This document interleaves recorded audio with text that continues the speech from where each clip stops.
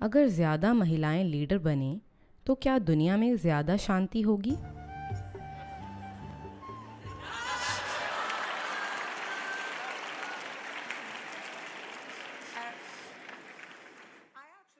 मैं वाकई सोचती हूँ कि आज महिलाओं के पास एक बड़ी जिम्मेदारी है, सफलता को परिभाषित करने की और काम को परिभाषित करने की, क्योंकि आज दुनिया जैसी है वह पुरुषों द्वारा बनाई गई है और ये कारगर नहीं रहा है।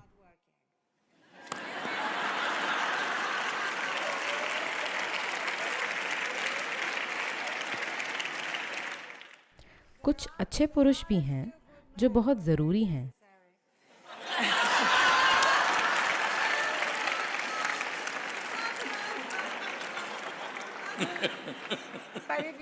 पर जो पहली महिला क्रांति थी उसके बाद से महिलाएं वोट दे पा रही हैं।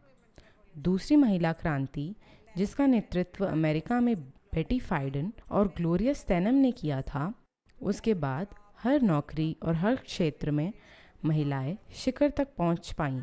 और मुझे लगता है कि तीसरी क्रांति सफलता और काम को दोबारा परिभाषित करेगी।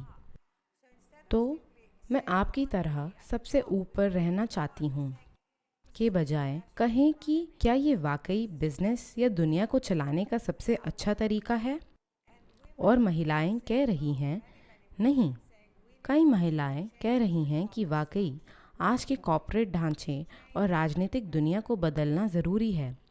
जिन ढांचों में हम होड़ कर रहे हैं, हम पुरुषों के नियमों के हिसाब से होड़ नहीं करना चाहते। और जब ये बदलाव होंगे, और ये हो भी रहे हैं, तब पुरुष वाकई आभार मानेंगे।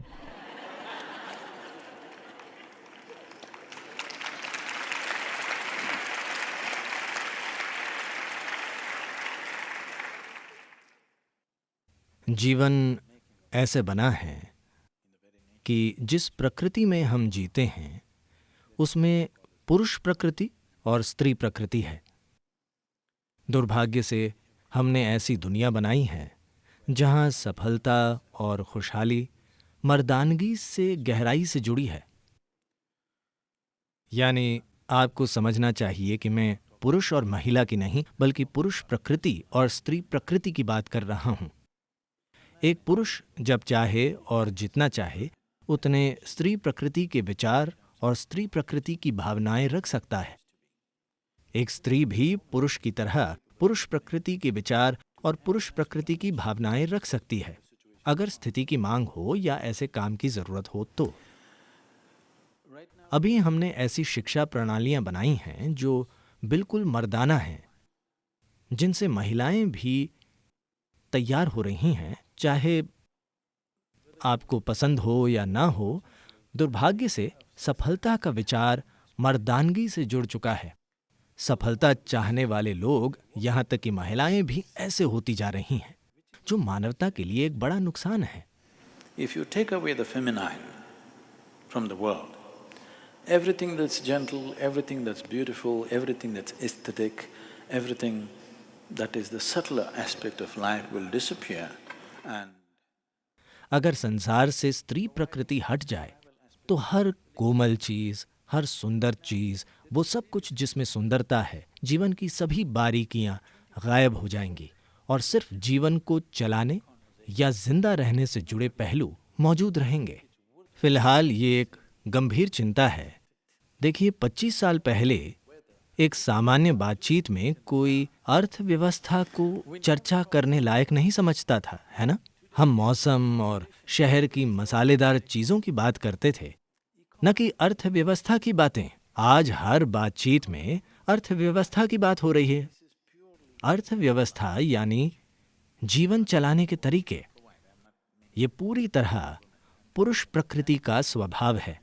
मैं ये नहीं कह रहा कि महिलाएं जीवन नहीं चला सकती। मेरा मतलब पुरुष और स्त्री से नहीं, बल्कि पुरुष प्रकृति और स्त्री प्रकृति से है। अगर समाज इतना ज्यादा मर्दाना बन जाएगा तो स्त्री प्रकृति मिट जाएगी। समाज की कोमल और सुंदर चीजें महिलाओं में भी गायब हो जाएंगी, क्योंकि जब ये तय हो जाता है कि सफलता का सिर्फ यही तरीका है, तो महिलाएं भी उस हिसाब से खुद को ढाल लेंगी, जो मुझे लगता है कि हो रहा है।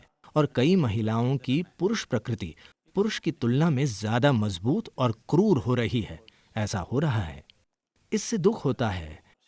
क्या मैं अपने जीवन से कुछ साझा कर सकता हूं? जब हम बड़े हो रहे थे, मेरे पिता डॉक्टर थे। वे चीजें लाते थे। मेरी माँ ने कभी 1 रुपया नहीं कमाया, पर ऐसा कभी नहीं था कि क्योंकि वे नहीं कमाती तो वो कुछ कम है। नहीं, वे सबसे मूल्यवान व्यक्ति थीं। मेरा बचपन ऐसा था, मैं पूरे सम्मान के साथ कह रहा हूं कि मेरा जीवन ऐसे विकसित हुआ था कि मैं बहुत आसानी से अपने पिता के बिना जी सकता था, पर मैं अपनी माँ के बिना अपने जीवन की कल्पना नहीं कर सकता। उन्होंने कभी कुछ नहीं कमाया, पर वो जरूरी नहीं है। पैसा कहाँ से आता था उससे कोई फर्क नहीं पड़ता था, पर घर कैसे चलाया जाता था वही सब कुछ था। मैं आपको सरल बातें बताता हूं। वे घर में सिलाई, कढ़ाई, खाना पकाना सब कुछ करती थीं, क्योंकि वे नहीं चाहती थीं कि कोई और उनके पति और बच्चों के लिए वो काम करें। वे सब कुछ करना चाहती थीं। अगर हम कहीं यात्रा करते थे और हमें सोना होता था और उन्हें तकिए का सफेद गिलाफ दिखता, यात्रा के समय सिर्फ सफेद गिलाफ होते हैं, वे कहती थीं, बच्चे सफेद तकिए पर कैसे सोएंगे? और वे वहीं सुई और धागा निकालकर वहीं 5 मिनट में एक छोटा तोता या फूल सिल देती थी। उस छोटे हरे तोते को देखते देखते मैं सो जाता। ये तोता आज मेरी चेतना में इतना गहराई में बसा हुआ है क्योंकि मेरी देखभाल इतने प्रेम से हुई कि वो छोटा हरा तोता मुझ में बहुत गहरा उतर गया, और कई मायनों में जो मैं आज हूं वो उस छोटे हरे तोते से प्रकट हुआ है जो उन्होंने उस तकिए पर सिला था।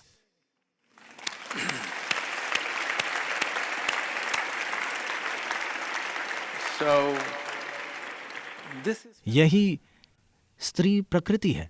मैं ये नहीं कह रहा कि सभी सिलाई करें, मैं ये कह रहा हूं वो भावना, स्त्री प्रकृति की भावना, और वो जरूरी है। योग विज्ञान में आजकल ज्यादातर हठ योग शब्द का अर्थ जाने बिना उसका हर जगह इस्तेमाल हो रहा है। हठ का अर्थ है ह का अर्थ है सूर्य, ठ का अर्थ है चंद्रमा, यानी अपने अंदर पुरुष और स्त्री प्रकृतियों को संतुलित करना। जब ये दोनों चीजें आप में ठीक से संतुलित हों, तभी आप एक पूर्ण इंसान हैं, नहीं तो आप एक तरफा इंसान हैं। आदि योगी जिन्होंने योग की शुरुआत की थी, मुझे पता है कैलिफोर्निया में आपको लगता है मैडोना ने की थी। आदि योगी को पुरुष का परम प्रतीक माना जाता है, पर उनका प्रतीक ऐसा है कि सभी चित्रों में वे आधे महिला हैं और आधे पुरुष। वे परम पुरुष हैं, पर आधे महिला हैं और आधे पुरुष, क्योंकि एक सच्चे इंसान में पुरुष प्रकृति और स्त्री प्रकृति में संतुलन होता है। और मैं समझ नहीं पाता कि ऑफिस में ये कोई मुद्दा क्यों होना चाहिए। हमेशा किसी को पुरुष या महिला के रूप में देखने की क्या जरूरत है? आप उन्हें सिर्फ एक इंसान या एक जीव के रूप में देख सकते हैं।